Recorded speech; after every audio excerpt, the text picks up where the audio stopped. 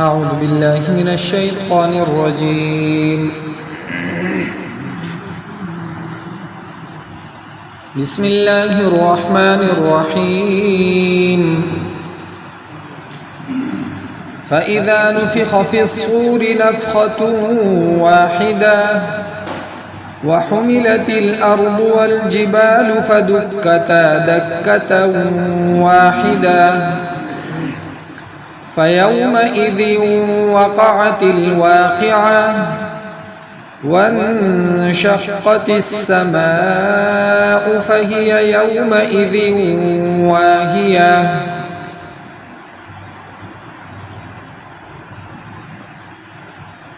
مخکې د قیامت صغرا بیان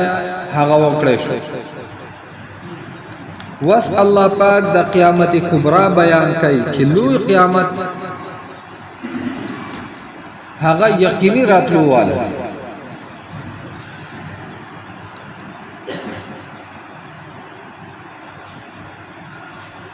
او سلور لوی فرشتي دي. یو باغی کی حضرت اسرافیل علیہ السلام جناب نبی کریم صلی الله علیه وسلم فرمایي چې دی د شپېلې په خله کې نیولې ده او دا یو وګي هم راوچت کړی دی چې څه ټیم به د الله حکم کېږي، بس صرف د هغې انتظار. چې کله دغه شپېلې یعنې دغه اواز وکړی شي نو بس بیا قیامت ته. نو الله پاک فرمایي فاذا نفخ في الصور نفخه واحده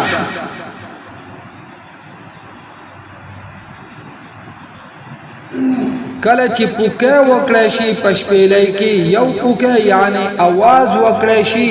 په لاوډ سپیکر کې یو आवाज. دغه شپېلۍ دا به د لاوډ سپیکر نه هم تیز आवाज کوي. د دنیا ګوټ ګوټ ته به دغه आवाज رسي. یو आवाज به وکړی شي وحملت الارض والجبال فدكتا دكة واحدة او پورته بکړی شي ځمکه یعنی همواره بکړی شي ځمکه. ځکه الله پاک فرمایي فيذرها قاعا صفصفا لا ترى فيها عوجا ولا امتا. پدې کې به هیڅ کوږوالی بیا نه به پکې غري او نه به پکې سمندري نه به پکې بل څه. وسيرت الجبال فكانت سرابا. غرونه دا به هم والوزولی شي د دې مالوچو د دې دوړې په شان. وحملت الارض والجبال پورته بکړی شي یعنی هموار بکړی شي، هموار بکړی شي ځمکه والجبال او غرونه فدکتا دکة واحده نو اوبه ټکولی شي په ټکولو په یو ځل. یعنی دیکا یو شیز ده چې دیکا وکړي او دا ټول لاړ شي بس په یو پیره باندې هر څه ختم شي. نو دغه غرونه او ځمکې هر څه دا به په یوې پیرې سره بل ختم بشي وا بل وزولی شي. او اوبه دا به د پېټرولو په شانتې وسېځلی شي. نو الله پاک فرمایي فیومئذ وقعت الواقعه. نو په دغه ورځ به واقع شي، واقع کېدونکی افت یعنی قیامت به راشي. وانشقت السماء فهي يومئذ واهية. او وبچوي اسمان نو هغه به په دغه ورځ واهیه کمزورې به وي.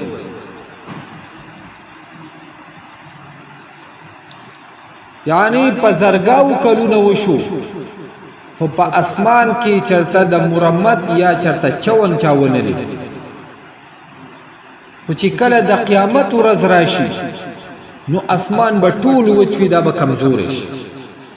اوم اسمان دی به په شپږم باندې راشي شپږم به په پنځم پنځم په څلورم هغه په درېم په دویم په اول ټول به راتاو شي پرېږدي او دا ټول هر څه دا به یو هموار میدان شي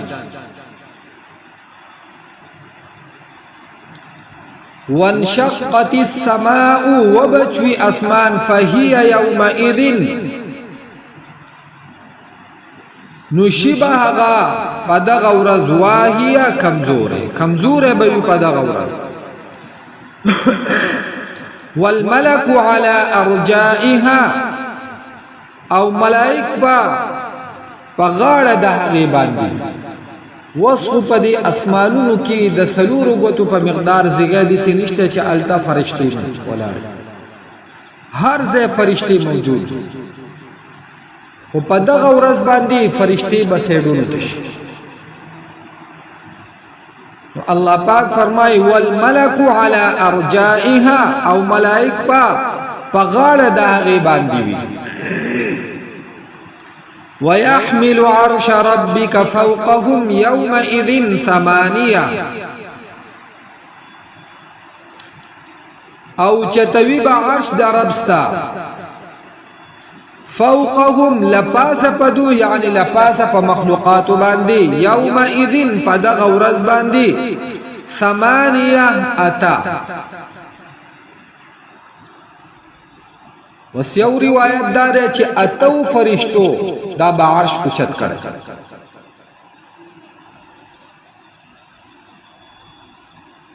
او یو دا ده چې د ثمانیه نه مراد اته صفونه د فرشتو چې د ملائکو اته صفونه دا به ولاړ وس اته صفونه دا لفظ خو معلوم ده لیکن چې په یو صف کې به څومره فرشتې وي دا خدای تعالی او د حملة العرش یعنی د عرش اوچتونکي فرشتې د هغو په باره کې په حدیث شریف کې دي چې د هغو ډېر لوی وجودونه دي ځکه فرشتو له الله پاک هم لوی طاقت ورکړی دی قوم لوط چې الله پاک هلاکو نو جبريل امین سره د ځمکې دغه ټوله علاقه دا صرف په وزر باندې اوچته کړې او الټی راتاو کړې چې دا به څومره طاقت کدا ټوله دنیا را غونډه شي نو صرف د دې جماعت د څومره احاطه د ځمکه دا نشي چته او هغه ټوله علاقه ټول کله سره دا پیدا وخت چې پکې څومره و دا غي اوچت کړي دي او الټی راتاو کړي دي په وزر نو دا عرش اوچتون کی فرشته داغو په باره کې په احادیثو کې دي چې د وخت دا نرم زیږي د دینه د اوږي پوری داغو مسافت د یوې فرشتي مسافت د 200 کالو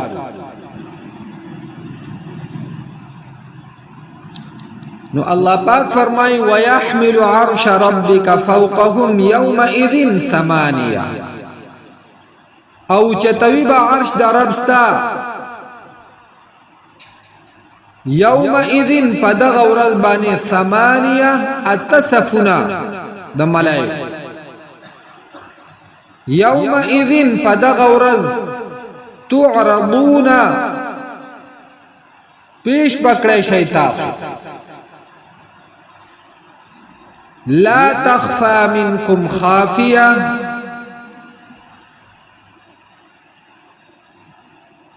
نبشی پټی دې ستاسونا خافیه هیڅوک پټی دون یعنی الله پاک تبا ټول پیش کیږي او د حساب کتاب نه بنا یو نفس هغه پټی دی شي او نه یو عمل هر کس او هر عمل دا به مخامخ هیڅ شی به نشي پټی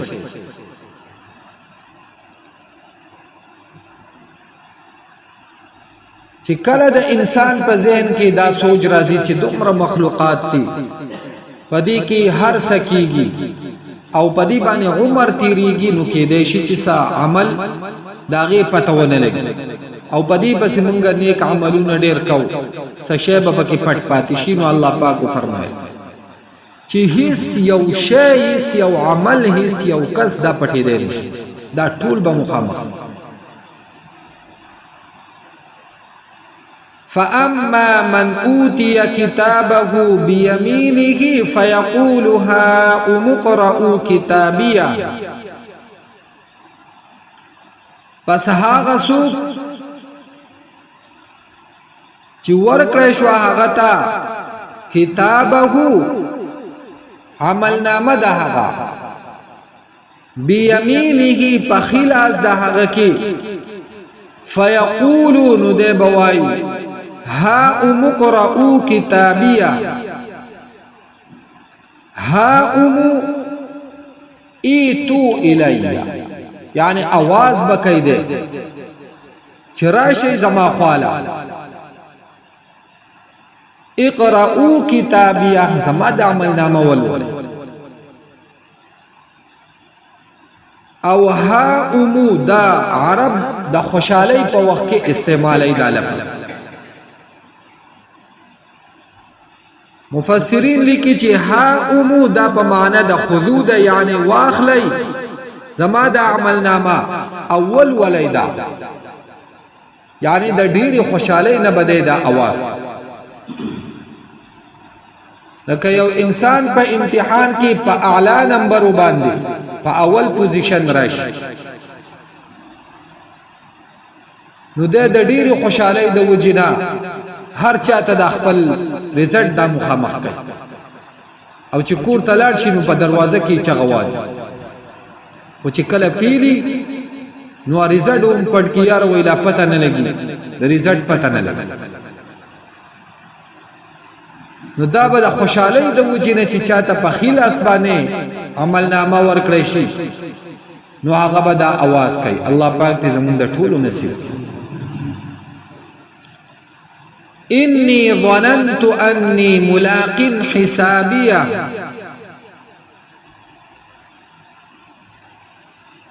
یقینا ما یقین کو چې انی ملاق حسابیه چې زبا ما خامخ کېږم د حساب خپل سره دا په خلاص عملنامه ما ته میلاو شوي د ردی وجینا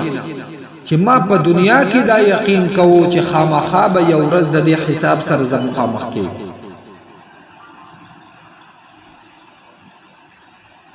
نو دغه یقین د وجینا ما ته دا دومره لوی سعادت دا راکړی شو نو الله پاک فرمای فهو فی عیشة راضیه نو هغه په ژوند خوشاله کی راضیه معنا خیسته په خیسته ژوند کې به خوشاله به پدی وجه چې نه به بیماری راځي نه به پکې چرته خفګان راځي نه به جدائی راځي نه به یو انسان له غوسه ورځي نه به یو انسان ته حاجات را پیخیږي او نه به په یو انسان باندې بوډاواله راځي او نه به د یو انسان نه د نعمتونو زوال یا چرته کمې به پاغه باندې راځي نو چې دې په دې کې خوشاله نه نور به سره نو الله پاک فرمایل فهو فی عیشة راضیه چې هغه په ژوند خیسته کې وي خوشاله ژوند کې به وي فی جنت عالیه په جنت اوچت کې به وي قطوفها دانیه میوه د هغه نږدې به بس خو چې راده صرف پزړه کې د یو شی راشي نو هغه به د نږدې راغلی چې د ونې په سر کې دانه را د خوښه شي نو دی به پسې ادرم پایانې نه ږدي بلکې چې را د خوښه شو هغه به دلته موجود شي او دا به ختمیږي هم نو په هغه ځای به په دې ټایم باندې بلا دانه هغه به شي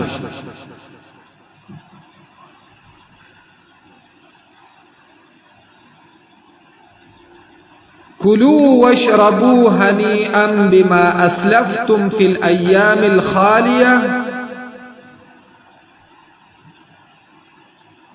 يقال له يعني ويلكيږي بدتا چې كلوا واشربوا خري او سكي هنیئا مزیدار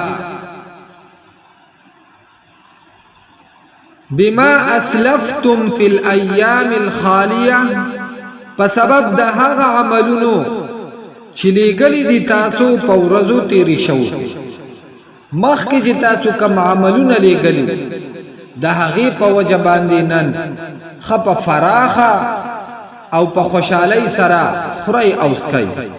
او بس زندگی هغه تېروئ نه به مرګ راځي نه به بل څه حالت د بدلېدو او د کمزورۍ راځي همیشه به دغه صحت او جوانی او خوشحالی او مزید الله پاک دې زموږ نصیب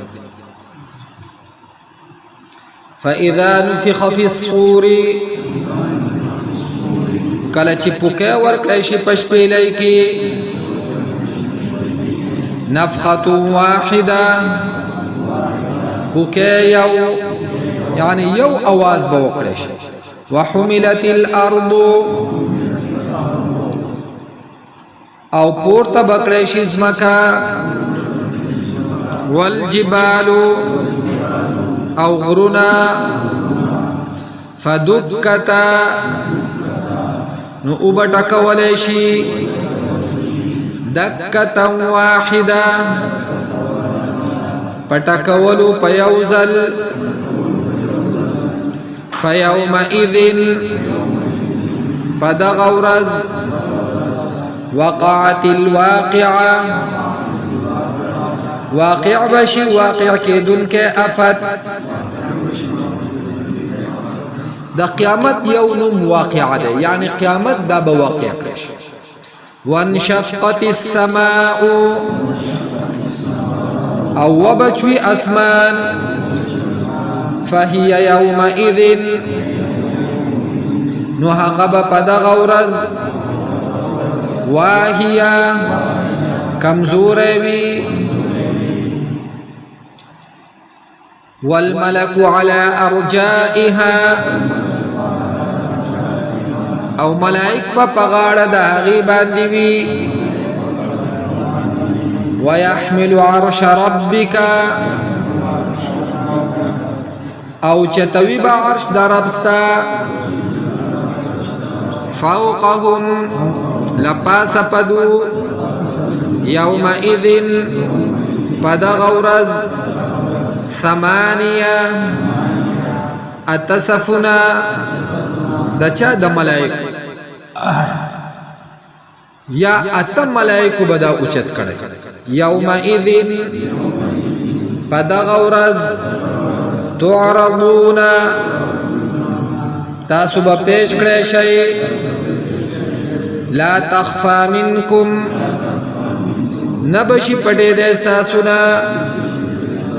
خافیه څوک پټېدونکی فاما من اوتي پس هغه څوک چې ورکړی شو هغه ته کتابه عمل نامه د هغه بیمینه په خلاص د هغه کې فیقول پس وایي به هاؤم اقرءوا ونسي اول ولي کتابیا عمل نامه زما اصل کې دا کتابی یعنی زما عمل انی ظننت یقینا ما یقین کو انی ملاق حسابیا چې زب مخامخیکم د حساب خپل سره فهو پس هغه به فی عیشة راضیه په ژوند ښایسته کې وي فی جنت عالیه په جنت اوچت کې به وي